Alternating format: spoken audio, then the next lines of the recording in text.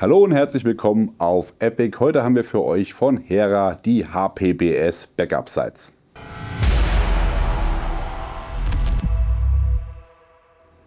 Wir haben wieder den Matthias hier von Hera abends. Grüße dich, Matthias. Schön, dass du Zeit hast. Servus, Martin.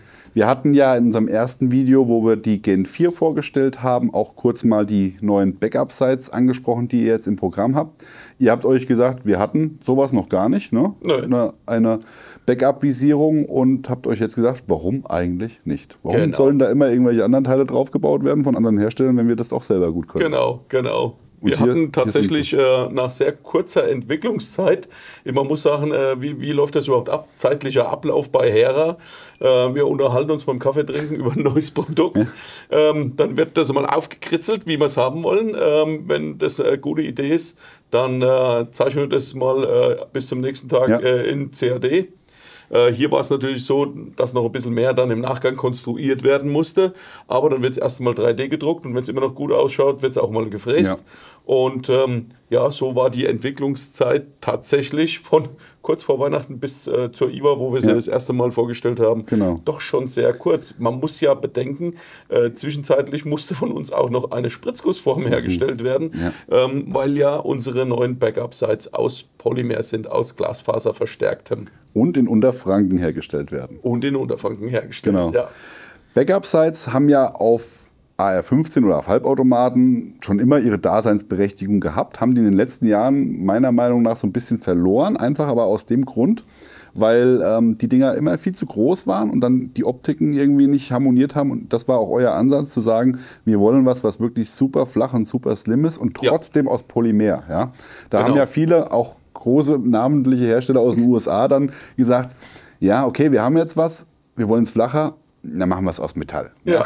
Aber ihr habt es aus Polymer geschafft. Genau, wir haben es aus Polymer gemacht. Es ist tatsächlich auch eine sehr aufwendige Konstruktion am Ende des Tages, weil ja auch verschiedene Rastungen mit integriert werden müssen. Es ist ja nicht einfach nur, man sieht es auch hier, klack, es rastet auch richtig schön ein. Das musste natürlich realisiert werden. Wir haben natürlich eine Klickhöhenverstellung. Wir haben eine gesicherte Seitenverstellung auch, die auch per Klick funktioniert. Dann haben wir natürlich zwei verschiedene große Peepholes heißen Peepholes, genau, für kurze oder weitere Entfernungen. Das hat natürlich unsere Visierung auch alles, und sie ist natürlich von der Höhe her so, dass sie mit Standardmontagen von Rotpunkten Lower Third geschossen werden kann. Also im unteren Drittel sozusagen des Bildrandes quasi dann stehen, und tatsächlich man es ja auch so schießen kann, dass der Rotpunkt an ist oder die Optik draufbleiben kann, wenn man mit den Backup-Sites schießt. Sehr gut, ja. Das ist auch nochmal ein guter Hinweis. Das habe ich schon mal in einem Video damals, glaube ich, erklärt, wo es um Rotpunktvisiere einschießen ging mit Kim und Korn auch in Verbindung. Sollte man immer darauf achten, weil viele denken, okay, Rotpunktvisier fällt aus, dann baue ich es, also ich schieße das alles an mit dem Kim und Korn, das funktioniert auch super. Dann fällt das Rotpunktvisier aus und ich baue es runter und plötzlich habe ich eine Ablage. Weil natürlich dann nicht mehr durch zwei Linsen noch durchgeguckt wird. Das heißt, das Rotpunkt kann ruhig draufbleiben. Wenn es nicht so zerschossen ist, dass man nicht mehr durch die Scheibe durchgucken kann, wenn es aus ist, lasst es drauf, benutzt es, dann funktioniert es auch. Aber und man braucht halt einfach nichts demontieren. Und man muss nichts demontieren, ganz genau. Ja. Ich meine, der Normalfall, ich sag mal, beim normalen Anwender ist ja trotz guter Optik, die vielleicht 50.000 Stunden Batterielaufzeit hat, auch die sind irgendwann aufgebraucht und dann ist einfach die Batterie leer. Also in den wenigsten Fällen ist es ja so, dass die modernen Rotpunktvisiere, die ja alle qualitativ hochwertig sind, oder die meisten auf jeden Fall, und darauf ja unsere Anwender auch Wert legen, auf eine qualitativ hochwertige Optik, dass die nicht defekt ist, sondern dass halt einfach schlichtweg die Batterie leer ist. Das kann auch passieren, ja. Das ist, denke ich, auch der häufigste Anwendungsfall, wo dann hier mit offenen Visierungen geschossen wird. Ja. Selbstverständlich haben wir die wieder in verschiedenen Farben, unsere Standardfarben, schwarz, olivgrün und auch Sandfarben im Angebot. Wie gesagt, sie sind ultra flach. Wir blenden dann einfach unten nochmal die Maße ein.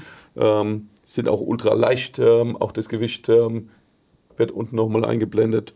Und ganz viel ist dazu ja eigentlich wir können schon mal die uns im Detail nochmal angucken. Fangen wir mal hinten an. Du zeigst da, ich zeige hier. Dann haben wir es mal parallel. So, also, es wird lustigerweise, ich glaube, bei anderen ist es auch immer nach vorne geklappt, ne? Das kommt immer drauf an. Es gibt also solche und solche. Wir haben natürlich ein bisschen geschaut, was machen andere so.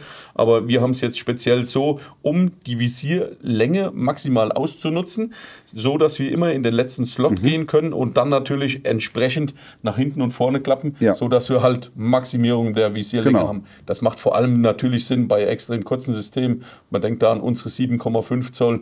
Die hat ja nur einen 7 Zoll Handschutz drauf. Und gerade da macht es natürlich Sinn, nochmal das Maximum rauszuholen. Dann habe ich hier seitlich das Verstellrädchen, um das einzustellen. Das ist in diesem Fall natürlich fixiert, um die seitliche Verstellung einstellen zu können. Gehe ich vor und du den Klappenmechanismus leicht anklappen und kannst dann per Klick verstellen. Und wenn ich in der richtigen Einstellung bin, mache ich Klick. Und dann ist es fixiert und auch die Verstellung ist dann komplett fixiert. Das ist ein Riesenvorteil. Da kann sich also auch nichts einfach verstellen. Gerade in der Seitenverstellung, Ja, sehr gut. Cool. Ja, und dann, wie du es eben schon gesagt hast, die unterschiedlichen Gucklöcher. So, kann man hier einmal wenden, ne, von klein auf groß. Genau, und in beiden Positionen können die natürlich entsprechend eingerastet werden. Sind natürlich alles überall Metallrastnasen innen drin. Also dort, wo es auf mechanische Belastung ankommt, haben wir überall Metallteile verbaut und der Grundkörper ist aus glasfaserverstärktem Polymer. Sehr gut. Montagemöglichkeit ist hier standardmäßig mit einem Torx und auch nochmal quer mit einem Schlitz eingefräst.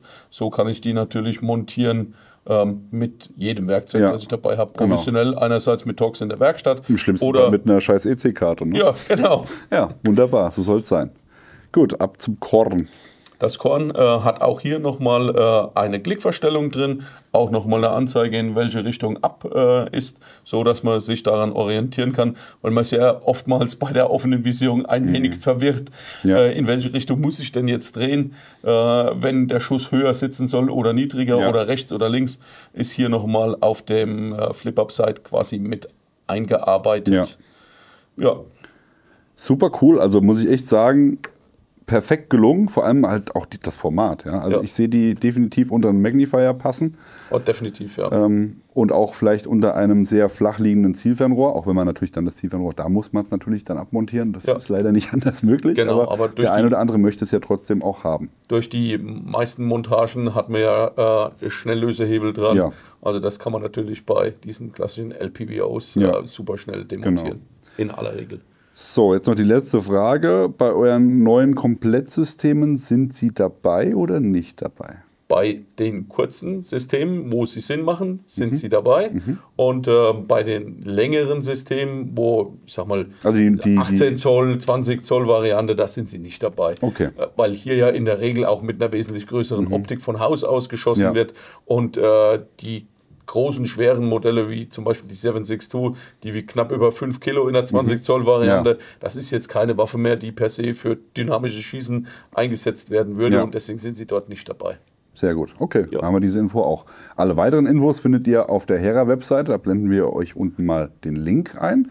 Und für alle, die jetzt auch neugierig geworden sind auf das Waffensystem und das vorhergehende Video nicht gesehen haben, wo wir die Gen 4 nochmal im Detail vorgestellt haben, das packen wir euch hier auch nochmal ans Ende. Dann könnt ihr da nochmal reinschauen. Dann seht ihr alles, was sonst noch so geändert worden ist. Und wir werden in naher Zukunft dann auch nochmal die neuen Systeme auf der Schießbahn ausgiebig testen und dann gucken wir auch mal, was da mit der Kim & Korn so funktioniert. Ne? Na, auf jeden Fall. Wir noch was treffen, aber ich mach das dann nicht. Auch mit dir wird's klappen. Ja, mal gucken, auf 5 Meter vielleicht. Alright, gut. Wenn ihr noch Fragen habt oder sonstige Anregungen, Kritik, was auch immer, in die Kommentare damit. Und dann sage ich Matthias, vielen, vielen Dank fürs Dasein und Zeigen. Und wir sehen uns im nächsten Video wieder. Und für euch da draußen natürlich wie immer an dieser Stelle liken, Abo, Glocke klicken. Wir sind raus. Bis dann. Macht's gut. Bye, bye.